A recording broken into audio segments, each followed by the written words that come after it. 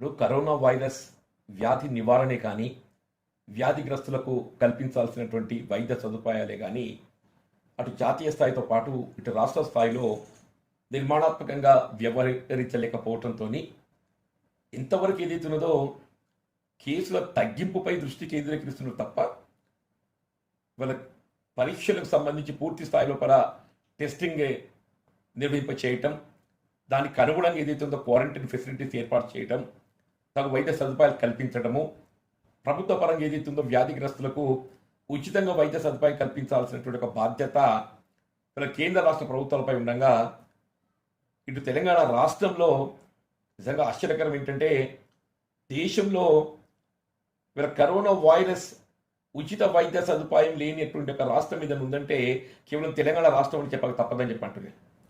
దేశంలోని ఇతర రాష్ట్రాలు అన్నీ కూడా ఒకవైపు ప్రభుత్వ ఆసుపత్రులతో పాటు ఇతర ప్రైవేట్ ఆసుపత్రులలో వైద్య సదుపాయం పొందినప్పటికీ కూడా వారికి అటు కేంద్ర ప్రభుత్వం అమలు చేతలబెట్టేటటువంటి ఆయుష్మాన్ భారతే కానీ రాష్ట్ర స్థాయిలో అమలు చేయబడేటువంటి ఆరోగ్యశ్రీ లాంటి కార్యక్రమాలలో ఉచిత వైద్య సదుపాయాలు కల్పించడం జరుగుతుంది. కానీ తెలంగాణ రాష్ట్రంలో ఇటు ఆయుష్మాన్ భారతే ఇక్కడ అమలు లేదు.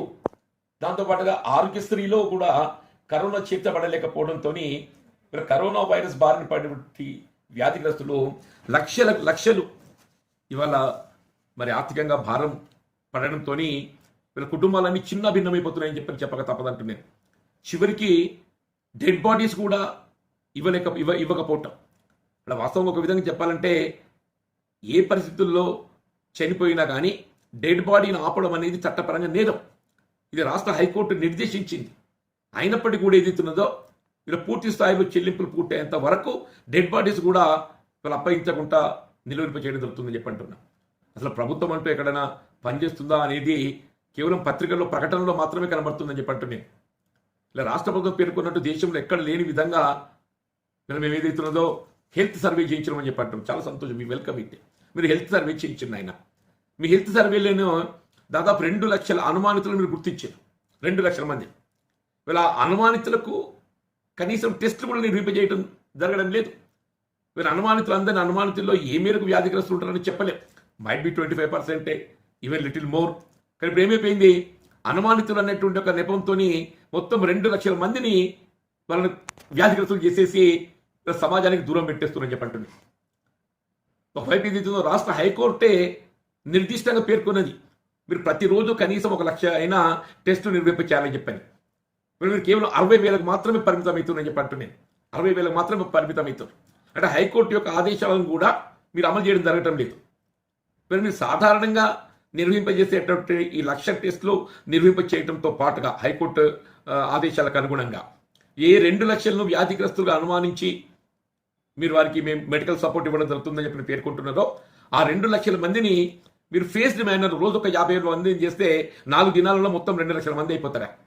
విత్ ఇన్ 4 డేస్ ఏదైతున్నదో ఒక క్లారిటీ వస్తుంది, ఒక నిర్ధారణ వస్తుంది. అందులో వ్యాధిగ్రస్తులు ఎవరు, అనుమానితులు ఎవరు, వాళ్ళని ఏదైతుందో ఇతరత్ర వారికి ఏదైనా వైద్య సదుపాయం కల్పించి వాళ్ళ పక్కన పెట్టచ్చు. ఇలా క్వారంటైన్ ఐసోలేషన్ ఫెసిలిటీకి సంబంధించి మీరు ఎక్కడో జిల్లాలో ఒక కేంద్రాన్ని నిర్వహింపజేస్తుండే. ఒక్కొక్క జిల్లాలో దాదాపు 20 మండలాలు ఉంటాయి. సుదూర మండలాలకు వెళ్ళి ఏదైతుందో జిల్లా కేంద్రాల్లో నిర్వహింపజేసేటువంటి ఒక ఐసోలేషన్ కేంద్రానికి రావడానికి జంకుతున్నారని చెప్పంటున్నాను. ఇప్పుడు మీరు ఒక్కొక్క మండలంలో 100ల సంఖ్యలో ఇవాళ వ్యాధిగ్రస్తులు ఉన్నారు. వాళ్ళు ఒక క్వారంటైన్ ఉమ్మడి కుటుంబంలో అని అంటే కామన్ బాత్రూమ్, టాయిలెట్, అదే ఒకటే టాయిలెట్తో ఏదైతుందో మొత్తం కుటుంబం అంతా దాన్ని వినియోగించుకోవాలి. అంటే ఒక కుటుంబంలో ఒక్కరికి ఇవాళ కరోనా సోకినట్టయితే మొత్తం ఇంటిల్లో బాధ సోకేటటువంటి ఒక పరిస్థితి మనమే కల్పిస్తున్నామని చెప్పి అంటున్నాం. ఇప్పుడు మీరు ఏదైతుందో ఈ క్వారంటైన్ ఐసోలేషన్ ఫెసిలిటీస్ డీసెంట్రలైజ్ చేయండి. ఇలా మండల స్థాయిలో ఏదైతుందో యూ హ్యావ్ ఫెసిలిటీస్. ఇలా మోడల్ స్కూల్స్ ఉన్నాయి, కస్తూరిబా గాంధీ విద్యాలయాలు ఉన్నాయి, యూ హ్యావ్ రెసిడెన్షియల్ స్కూల్సే, యూ హ్యావ్ హై స్కూల్సే. అన్నిట్లో కూడా ఏదైతుందో ఇలా మీకు ఈ మోడల్ స్కూల్సే కానీ కస్తూరిబా గాంధీ విద్యాలయాలే కానీ రెసిడెన్షియల్ స్కూల్స్లో మీకు బెడ్స్, కార్డ్స్తో పాటు ఏదైతే సదుపాయాలు ఉన్నాయి. కేవలం మీరు పెట్టేది ఏంటి, భోజనము, మెడికల్ సదుపాయాలు మాత్రమే. వీళ్ళ మండలంలో ఒక కేంద్రంగా మీరు నిర్వహింపజేసినట్టయితే ఈవెన్ మెడికల్ ఫెసిలిటీ కూడా మీకు సులువుగా వాళ్ళు కల్పించవచ్చు. కాబట్టి నేనేమంటున్నా, ఇవాళ మీరు ఏ విధంగా ఇవాళ మొదటి డిమాండే ఇవాళ హెల్త్ సర్వేలో గుర్తించినటువంటి అనుమానితులకు అందరినీ కూడా మీరు ఇలా సాధారణంగా మీరు నిర్వహింపై చేసేటువంటి టెస్టులకు అదనంగా రోజుకు 50,000 మంది చొప్పున 4 రోజుల లోపల అందరికి టెస్టులు నిర్వహింప చేసి వాళ్ళకి తగు వైద్య సదుపాయానికి మరి సూచనలు ఇవ్వండి. ఇవాళ జిల్లా కేంద్రానికి పరిమితమైనటువంటి క్వారంటైన్ ఐసోలేషన్ ఫెసిలిటీ ఇవాళ మండల స్థాయికి దాన్ని డీసెంట్రలైజ్ చేసి ప్రతి మండలంలో ఒక ఐసోలేషన్ కేంద్రాన్ని నిర్వహింపజేసినట్టయితే ఇలా ఉమ్మడి కుటుంబంలో ఉన్నటువంటి ఒక అనుమానితులే కానీ వ్యాధి సోకినటువంటి వాళ్ళే కానీ అక్కడ క్వారంటైన్ ఫెసిలిటీ పొందేటటువంటి అవకాశం ఉంటుందని చెప్పండి. Even we come to treatment పార్టే ఇలా ప్రభుత్వం ఏదైతున్నదో ఒక జీవో జారీ చేసింది. It was somewhere in June 2020. మీకు GO RT number 248 15th June 2020. సాధారణ బెడ్ ఏదైతే ఉందో 4,000, ICU bed 7,500, with ventilator facility 9,000 అని చెప్పాను. No private hospital is implementing it. No private hospital ఎక్కడ కూడా ఈ టారిఫ్ డిస్ప్లే లేదు. అసలు జిల్లా కేంద్రాలలో కానీ హైదరాబాద్ నగరంలో కానీ ఎక్కడ కూడా there is no check for the last 1 month ప్రభుత్వ పరంగా ఏ ఒక్క ఆసుపత్రిపై చర్య తీసుకున్నటువంటి ఒక మనకు ఉదాహరణలు మరి ఎగ్జామ్స్ ఉదంతా లేవని చెప్పంటున్నాయి. మీరు ఒక టాస్క్ ఫోర్స్ నియామకం చేయండి. ప్రతి జిల్లా కేంద్రంలో ఒక టాస్క్ ఫోర్స్ నియామకం చేయండి. హైదరాబాద్లో ఏదైతుందో జోనల్ వారీగా ఏదైతుందో టాస్క్ ఫోర్స్ కేంద్రాలు ఏర్పాటు చేసి హాస్పిటల్ చెక్ చేయండి. అసలు బేసిక్ ఏదైతున్నదో మీరు ఆయుష్మాన్ భారతే అమలు చేయడంతో పాటుగా ఆరోగ్యశ్రీలో కట్టి చేర్చినట్టయితే ఈ సమస్యలకు అన్నిటి పరిష్కారం లభిస్తుందని చెప్పంటున్నాయి. నిరుపేద వర్గాలు ఏదైతుందో కుటుంబాలను చిన్న భిన్నమైపోతున్నాయని చెప్పంటున్నాను. అప్పుల కుప్పతో ఏదైతుందో ఇవాళ వాళ్ళకు అసలు వాళ్ళు ఏమైతారో ఏంటో ఊహించలేకపోతున్నాం చెప్పంటున్నాను. ఇవాళ మనకు రాజ్యాంగ నిబంధనకు అనుగుణంగా it's a constitutional obligation on the part of the central and state governments. ఇది రాజ్యాంగం కల్పించిన ప్రాథమిక హక్కుల్లో ఒక భాగం. ఇది విద్య వైద్యం ఉచితంగా సదుపాయం కల్పించాలని చెప్పని అటువంటి ఒక బాధ్యత నిర్వర్తించలేకపోవటము ఇది బాధ్యత రాహిత్యంగా పేర్కొనడం తప్పదని చెప్పంటున్నాను. ఇప్పటికైనా రాష్ట్ర ప్రభుత్వం నిజంగా మీరు ఆరోగ్యశ్రీ అమలు చేయలేకపోవటము మరి మీకు ఆ ప్రైవేట్ ఆసుపత్రులకు ఏంటో మీ అనుబంధం తెలియటం లేదు. కానీ మరి ఎందుకు మీరు అమలు చేయడానికి చొరవ చూపెట్టడం లేదు, ఆశ్చర్యం కలుగుతుందని చెప్పంటున్నాను. ఇలా బ్లాక్ ఫంగస్ కొత్త వ్యాధి వచ్చింది. మరి మన పొరుగు రాష్ట్రం ఆంధ్ర రాష్ట్రం అయితే బ్లాక్ ఫంగస్ కూడా ఏదైతుందో ఆరోగ్యశ్రీలో చేర్చారు. బ్లాక్ ఫంగస్ కావాల్సినటువంటి యొక్క వైద్య సదుపాయాలు మీన్ మెడిసిన్స్ అవైలబిలిటీ లేదు.